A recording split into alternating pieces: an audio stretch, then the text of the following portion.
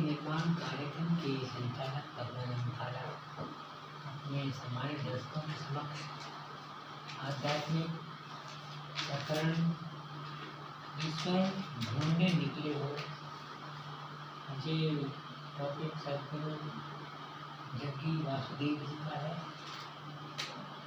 उसको आपके समक्ष प्रस्तुत करते हुए ये विचार व्यक्त किए जा रहे हैं। आशा है आपको ये आध्यात्मिक विचार पसंद आएंगे। आपकी सेवा में प्रसारित किया जा रहा है। ईश्वर ढूंढने निकले हो, ईश्वर को ढूंढने निकले हो। दुनिया के दूसरे हिस्सों में ऐसा विश्वास किया जाता होगा कि मनुष्य का सृजन करने वाला ईश्वर है, लेकिन हमारी संस्कृति में देवताओं का सृजन इंसान ने किया है।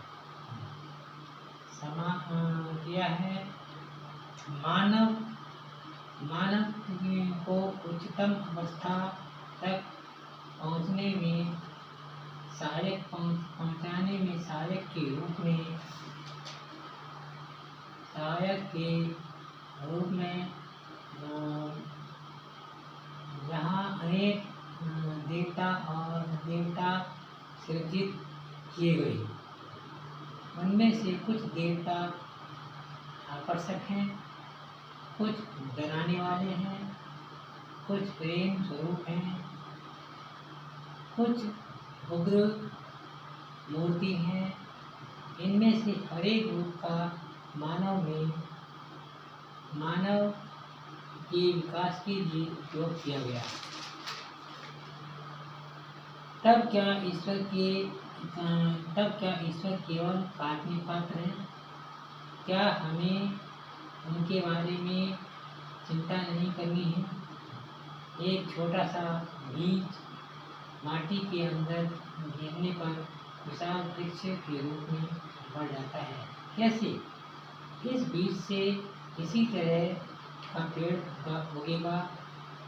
इन विधि विधानों का नियामक कौन है? आपसे परे जो शक्ति है उसे ईश्वर न कहें तो फिर क्या कह सकते हैं? कुछ शताब्दी पहले आपकी संपूर्ण शक्ति को जगाकर बाहर निकाल लाने के लिए अनेक अनुष्ठान देश में हुए थे। बाद में वे सब विकृत होकर प्रार्थना और मनोतियों के रूप में बदल गए। मंदिर नामक संस्थान ईश्वर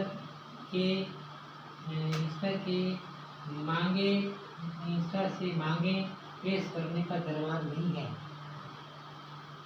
ईश्वर का दरबार नहीं है। मंदिर नामक संस्थान ईश्वर से मांगे पेश करने का दरबार नहीं है। मंदिर दरअसल एक शक्ति केंद्र है। यहाँ शक्ति को स्थापित करने के लिए रचा गया रूप ही ईश्वर है। जब कोई बाधा आती है, आप पहले अपनी शारीरिक शक्ति से उसे हटाना चाहते हैं। जब वह संभव नहीं होता, तब उसका सामना करने की दिशा में चिंतन करते हैं। जब शरीर और मन दोनों मिलकर क्रियाशील होते हैं तो क्षमता बढ़ जाती है। इनके साथ संवेदना को मिलाने पर आपकी बुद्धि एक अनोखे आयाम में पहुंच जाती है। यदि आप अपनी आंतरिक शक्ति का इनके साथ संयोजन करके दृढ़ बनाएंगे तो परिणाम अद्भुत निकलेंगे। आपके अंदर उसी शक्ति का विकास करने के लिए मंदिर नामक शक्ति केंद्रों की स्थापना की गई। ज्ञानी पुरुषों ने अपनी शक्ति का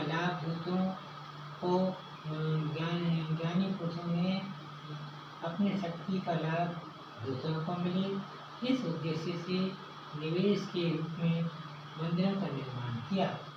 दुर्भाग्य से बाद की पीढ़ियों ने उस शक्ति को ग्रहण करने की क्षमता गंवा दी।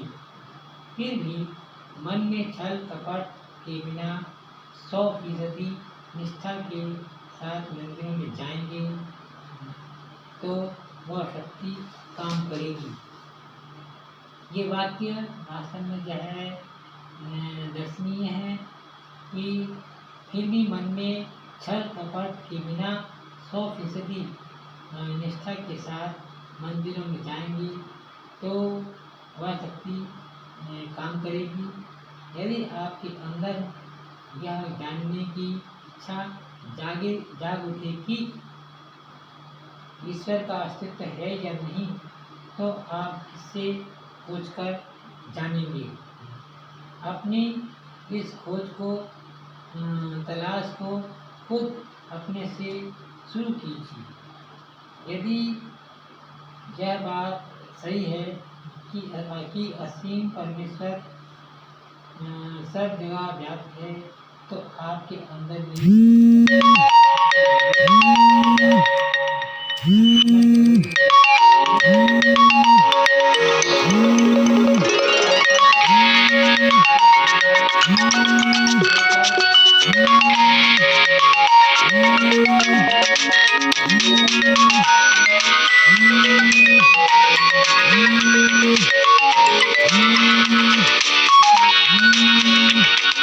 सत्ता का अनुभव हो जाए।